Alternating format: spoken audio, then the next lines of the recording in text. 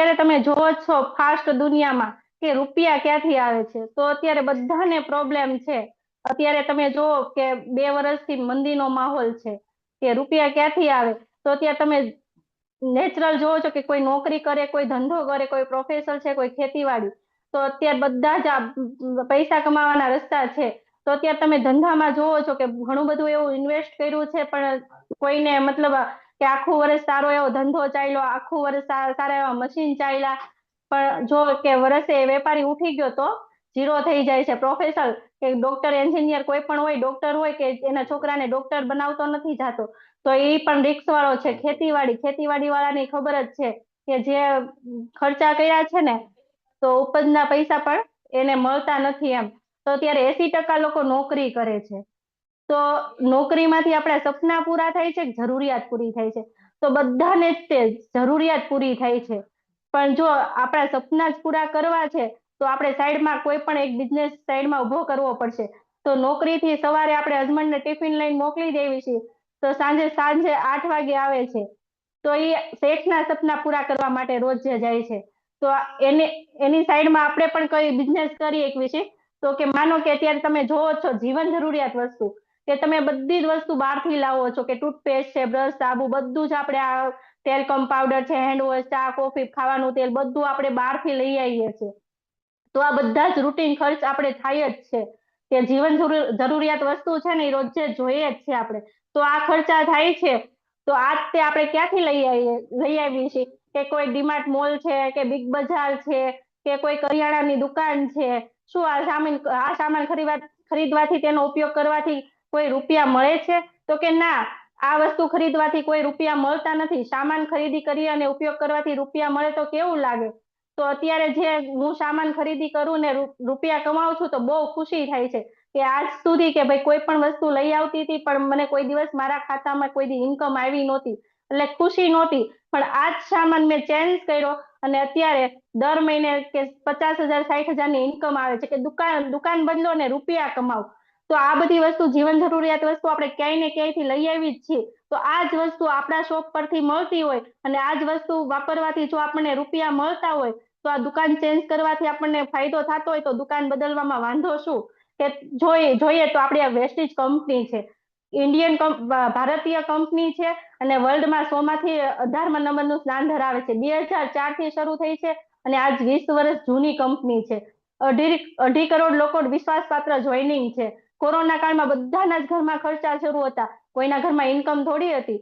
બધા જ ક્યાંય ને ક્યાંય બિઝનેસ કરતા હતા, પણ કોરોનામાં બધાના ઘરમાં ક્યાંય જવા જેવું હતું નહીં. પણ તમે જોતા જ હતા ને કે આપણે ફ્રી હતા તો 2 વખત વધારે નાતા હતા, 2 વખત વધારે ખાતા હતા, તો ખર્ચા તો ડબલ થતા હતા. તો એ જ ખર્ચામાંથી આ જે કોરોના કાળમાં 20 લાખ લોકોનું જોઈનિંગ હતું ને, એને દર મહિનાની 10 તારીખે ઇન્કમ આવી જતી હતી. તો આ જ વસ્તુ વાપરવાથી જો કોરોના કાળમાં પૈસા આવતા હોય, તો અત્યારે આપણે જીવન જરૂરિયાત વસ્તુ બધી જોઈએ જ છે. તો આ વસ્તુ વાપરવાથી આપણા જ ઘરમાં પૈસા આવતા હોય, તો આપણને દુકાન ચેન્જ કરવામાં કઈ વાંધો છે નહીં. 400+ પ્રોડક્ટ છે, 5,000 DLCP છે. કે કોઈ પણ આપણે ગામડે છે, અમદાવાદ છે, કે આપણે જયપુર છે, કે ગોંડલ છે, જસદણ છે, રાજકોટ છે, બધા શોપ અહીંયા છે. આ લોકોના છે વેસ્ટીજ વાળાના. તો આ જ શોપ દેશમાં પણ કોઈ પણ કામ કરવું હશે તો ઘરે બેઠા કરી શકશે.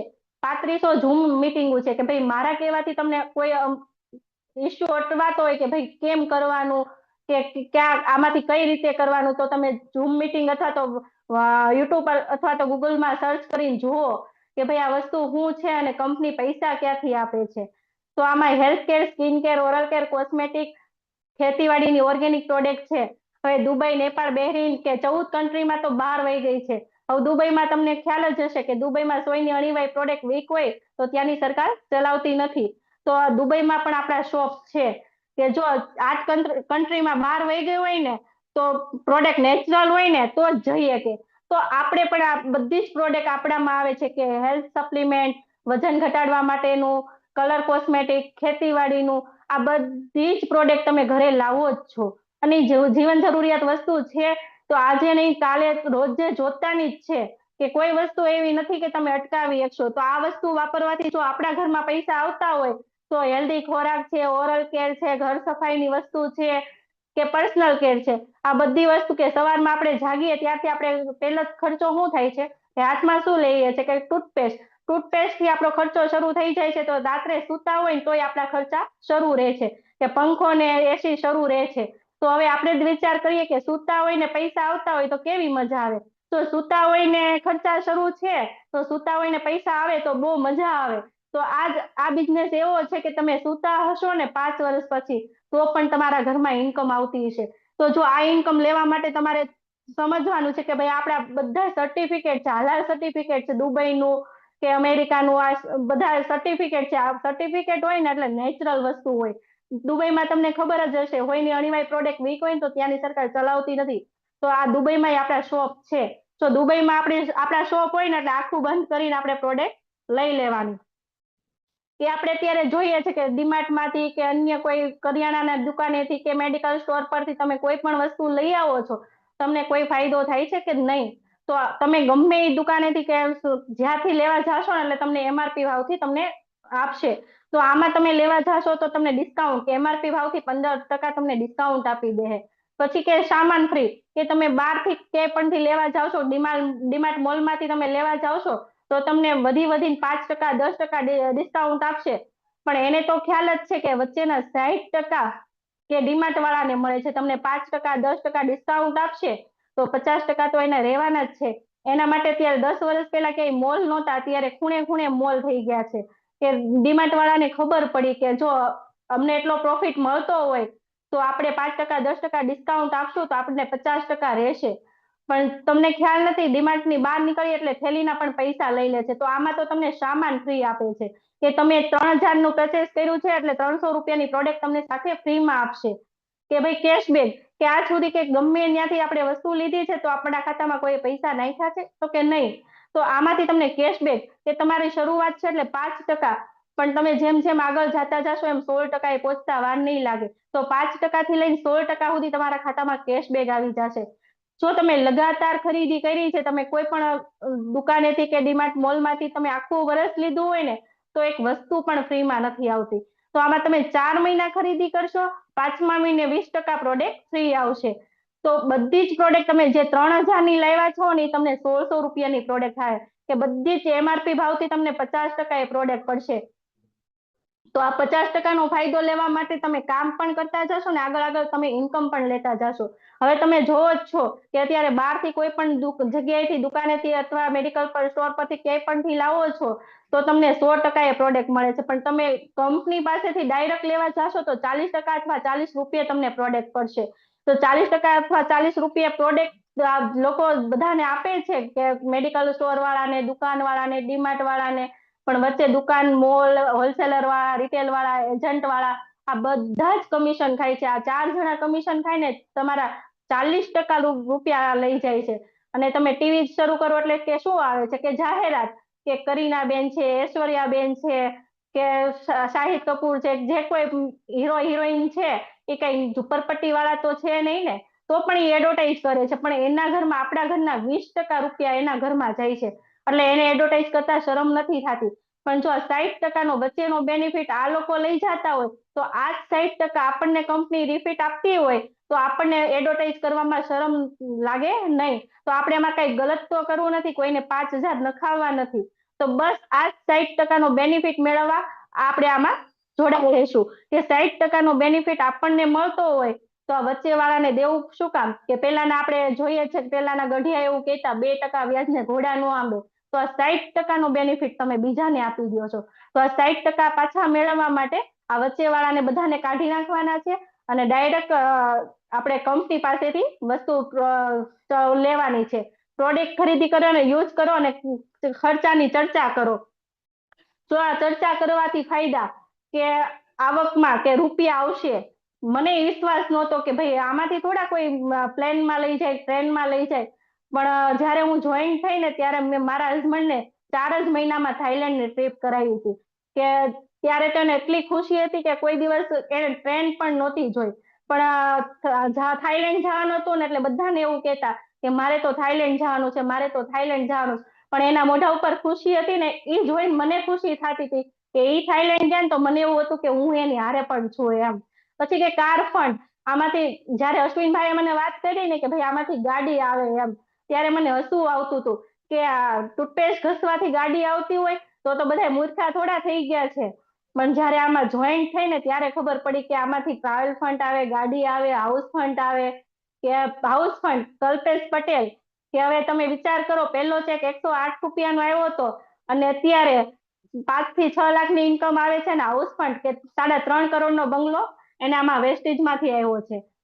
તો હવે આપણે જે સક્સેસ લોકો છે એની સ્ટોરી કહીશું કે આ નિમિષાબેન છે, કે નિમિષાબેન જગદીશભાઈ સવાણી પાર્લરનું કામ કરે છે, સાથે સાથે આ પાર્ટ ટાઈમ વેસ્ટેજ બિઝનેસ કરે છે, ને દર મહિને 25 થી 26 હજારની ઇન્કમ લે છે.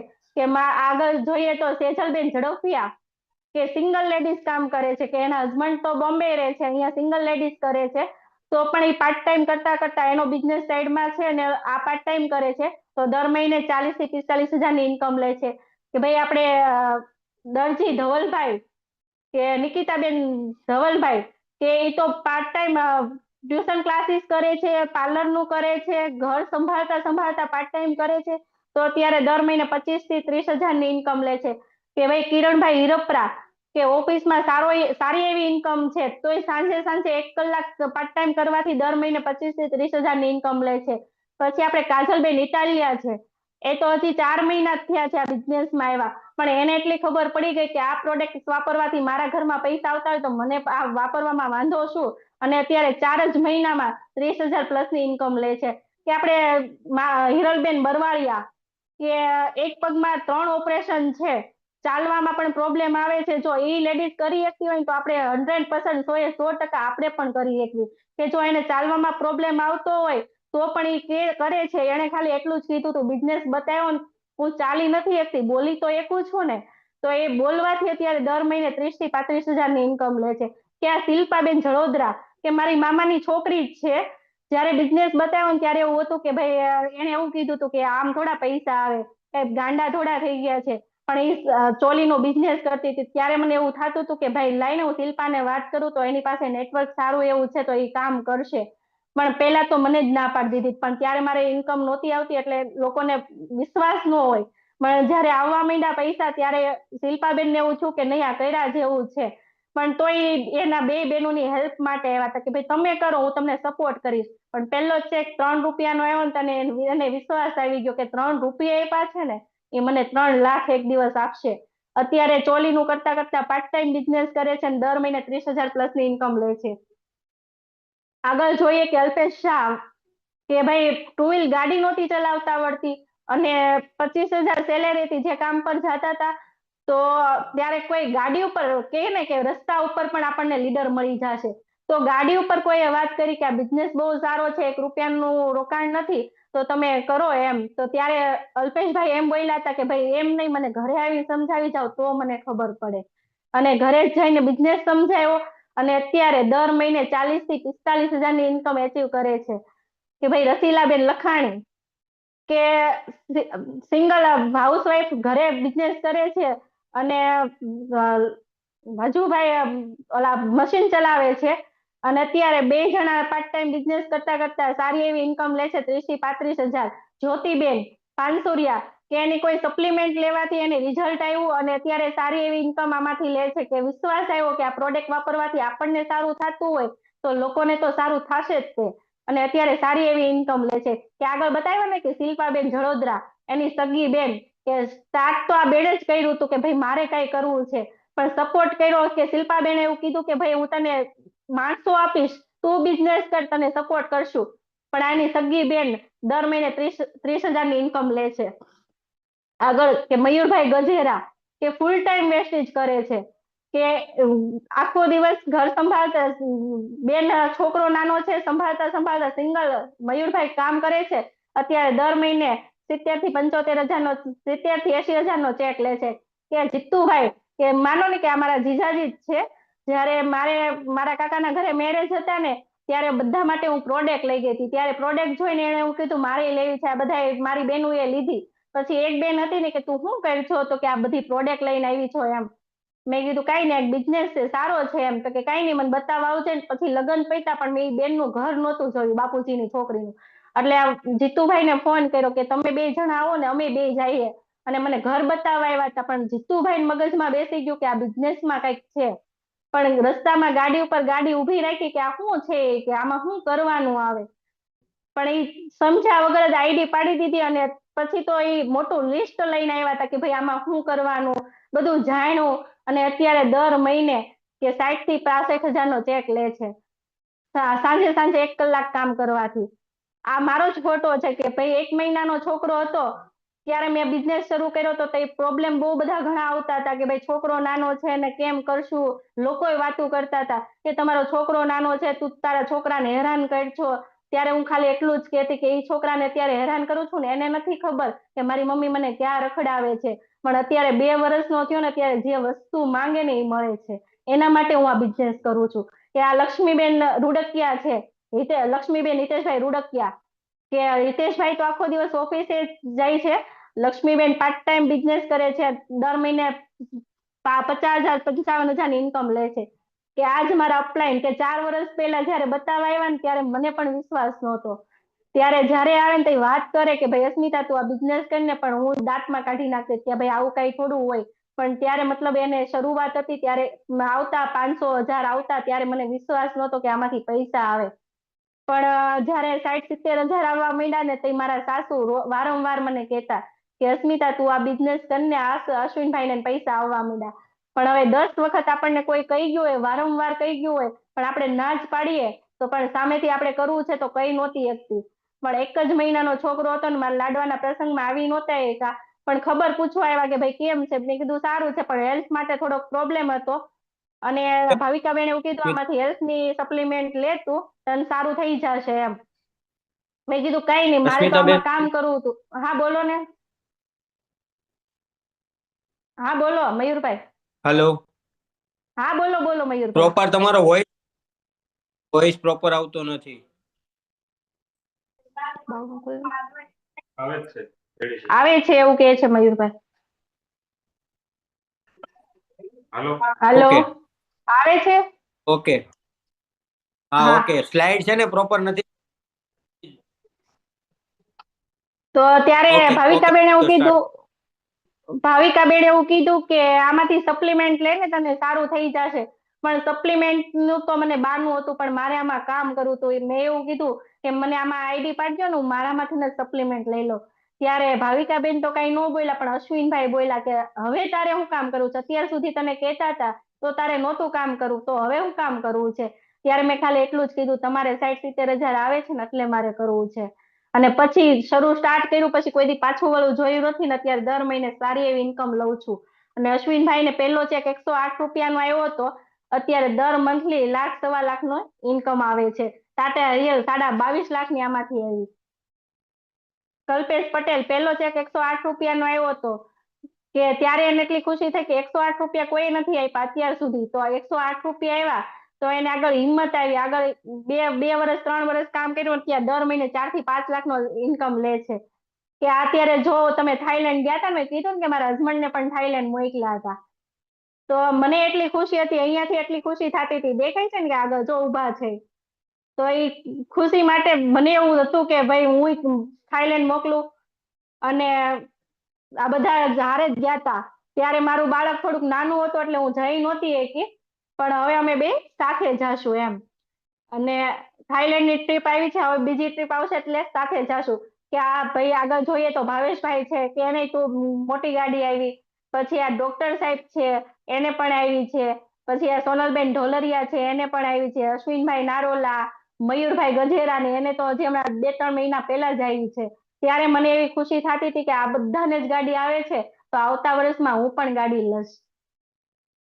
પછી આપણે આગળ વાત કરીએ તો ગોપી કિશન, વેસ્ટીજ ગોપી કિશન કે પાન માવાના ગલ્લાવાળા, એને કોઈ વાત કરી કે ભાઈ આ તમે આટલો ટાઈમ 18 કલાક આપો છો પાન માવાની દુકાનમાં, તો તમે કેટલી ઇન્કમ લ્યો છો એમ.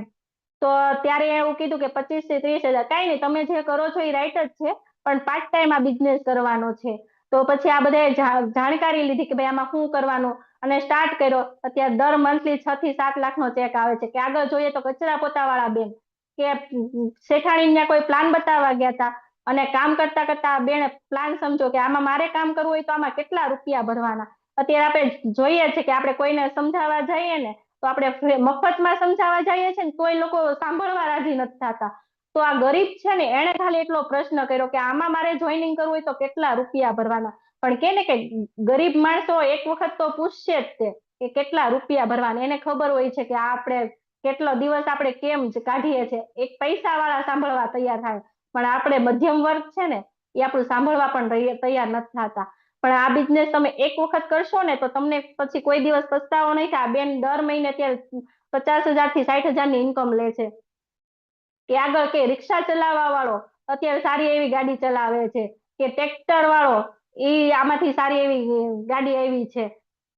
પછી એક દિલ્હીમાં ટી શર્ટ વેચવા વાળો અંગૂઠા છાપ એક ચોપડી ભણેલો નહીં તો એને કોઈ બિઝનેસ બતાવ્યો પણ પહેલો ચેક 19 રૂપિયાનો આવ્યો તો 6 મહિના સુધી 19 રૂપિયા 200 રૂપિયા એમ 5મા મહિના સુધી તો 1000 રૂપિયાના ચેકે પહોંચ્યો. પણ એટલો એને વિશ્વાસ આવી ગયો કે મને જેને 19 રૂપિયા આપ્યા છે ને એ મને 19 લાખ પણ આપશે. 2 વર્ષ કામ કર્યું 2.5 લાખના ચેકે પહોંચ્યા. અત્યારે કે એમડી મોહિન ખાન લખજો તમે ગૂગલ યુટ્યુબમાં સર્ચ કરજો. અત્યારે દર મહિને 10 થી 11 લાખનો ચેક આવે છે ને આ મર્સિડીઝ ગાડી. હવે લોકો આના બહુ હસી મજાક કરતા હતા કે ભાઈ તારે આમાંથી ગાડી આવશે તું આમાંથી ફરવા જાશ તો આ 2 પ્લાન વધારે કરતો.